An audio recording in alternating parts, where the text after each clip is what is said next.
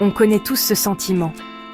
La pression de se conformer, de suivre les règles, avoir de bonnes notes, aller à la fac, décrocher un vrai boulot. C'est ce que tout le monde attend de nous, pas vrai? Mais si ça ne nous correspond pas, si on a une autre musique en tête, la société nous dit qu'il n'y a qu'un seul chemin vers la réussite. Porter les bons vêtements, dire les bonnes choses, ne pas trop se faire remarquer. Mais qu'en est-il de nos rêves, de nos passions, de ce qui fait de nous, nous? C'est facile de se perdre dans tout ce bruit, de douter de soi, de se demander si on est assez bon, assez intelligent, assez courageux. On commence à se dire qu'il vaut mieux jouer la sécurité, suivre le troupeau. Mais quelque chose en nous crie « Non ». On a soif de quelque chose de plus, de quelque chose de vrai, de quelque chose qui nous ressemble. On aspire à briser le moule et à suivre notre propre chemin. On veut être Jean. Qui est Jean, vous demandez-vous? Jean est une métaphore. Jean, c'est vous, au-delà des attentes. Jean, c'est l'incarnation de votre vrai moi, de vos passions, de vos rêves. Être Jean, c'est avoir l'audace de définir le succès selon ses propres termes. C'est poursuivre ses passions, même si elles semblent hors normes. C'est assumer ses petites bizarreries et célébrer son individualité. Jean se fiche de se conformer.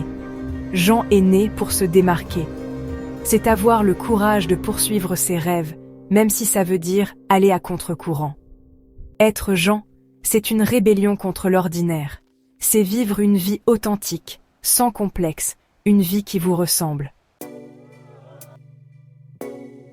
Pensez aux personnes qui vous inspirent.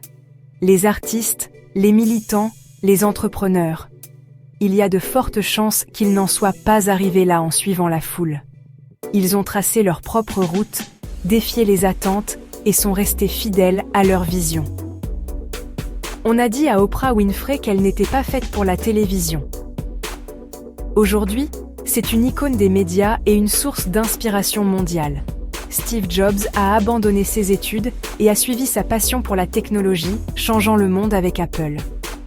Ces histoires nous rappellent que la grandeur se trouve souvent en dehors des sentiers battus, que le chemin le moins fréquenté peut mener aux destinations les plus extraordinaires.